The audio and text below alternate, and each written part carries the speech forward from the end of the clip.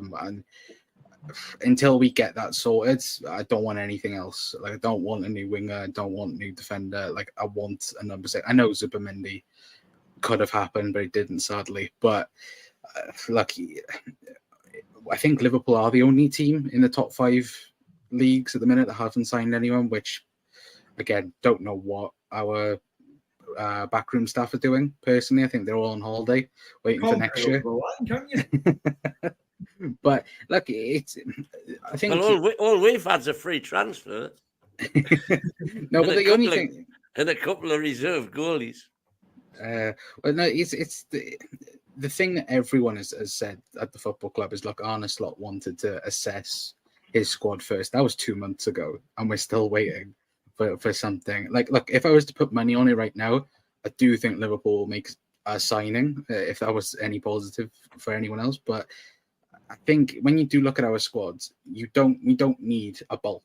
You know, we don't need, for example, like a Chelsea who signed 6-7 players for the fun of it, at that aspect. But Liverpool need 2 to 3 quality players. One being a 6, one being a centre back, and then the luxury item would be another forward for Mo Salah. Because look, Mo Salah again breaking records this weekend, but if he gets injured, then there's no one on the right hand side. You're then having to have Luis Diaz maybe fill out there, Harvey Elliott, Adam Szoboszlai.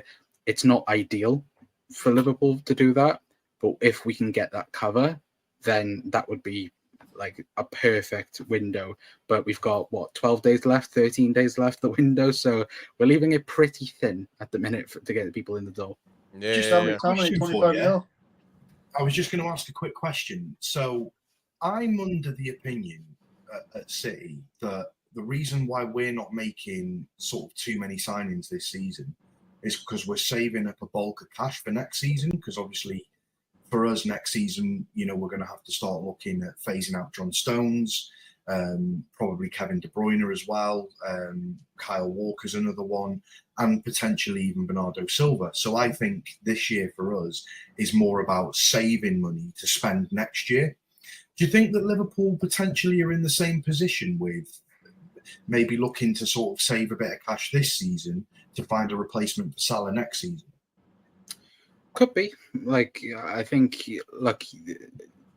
our feeling is that we want the big boys to sign new contracts. I know Virgil, Trent, and Mo are the ones out of contract next summer. That's not great when you look at it on that aspect of things. But I think the optimistic feeling is that 2 of the 3 will sign new contracts. I think the one for me, I think that will run out, I think, is Mo. I think Mo Salah will leave Liverpool next season, and that's, again, I don't want Mohamed Salah to leave Liverpool Football Club, but it looks like it will happen. But I think as well, especially on the market, there isn't